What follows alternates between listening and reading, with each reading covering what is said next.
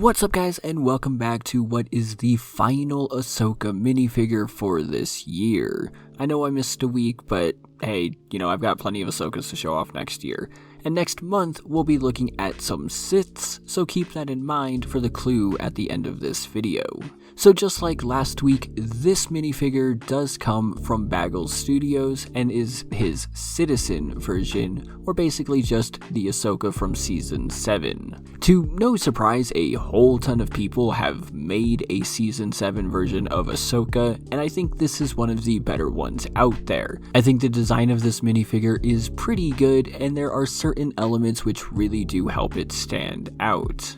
The torso is pretty simplistic. The colors match exactly what I would hope for a design like this, but you still have the details that I think should be there, including that insignia on her chest. You can see the curves, and then also you can clearly tell that she's got some sort of skirt or something going on in the waist area. And then of course the details do extend down to her legs, where you have the finishing of her outfit here, and you can tell that she is wearing some boots. This is pretty simple, but what I really like about this is that the design of the boots actually extends to the sides of the minifigure. So instead of this being just a solid color, there are some straps and whatnot here, really giving those extra details that say, hey, this is boots, and help Baggles stand out. I also like that on the curve of the leg, right where it meets the hip, there is some weathering there as well. Now, I know I've talked about this a little bit in previous videos, but one thing I didn't realize was controversial, for lack of a better term, is the fact that some female torsos have these curved hips. And part of the reason for that is because if there is a design on the side of the hip, it doesn't always look good and stands out more noticeably. However, the side of the minifigure here is just completely blank, which in my opinion does take this minifigure down just a little bit. With how everything else is so wonderfully designed, I wish there was some details here, but it's not like it ruins the minifigure or anything at all. The printing on the back is equally as simplistic as the front, except for this one area, which is unfortunately aligned on the top leg holes, and that does kind of ruin it a little bit. Weirdly enough, seeing it here like this in this shot, it actually looks really nice, but when you're looking at it in person, you don't have this same effect, and it just looks pretty bad. The face used is a custom design from Baggles Studios. I really like the expression that they went with, and I think it looks really great. If I had to make any nitpick about this, I would just wish that the eyes were a light blue, something like what Firestar does.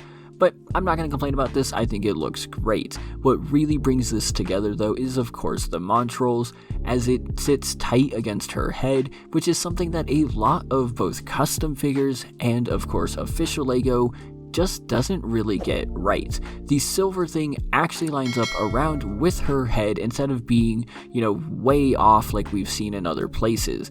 Another thing that I really like about this is that the blue of the Montrals is fully wrapped around it. It doesn't just stop midway or stop too short. It looks like it's actually part of her head, which it should be. And then of course I think this back tail really does get that shape down perfectly. I like the triangular look to it. It's not just blue lines on white lines. It's clear that some effort went into making this look as accurate as it can.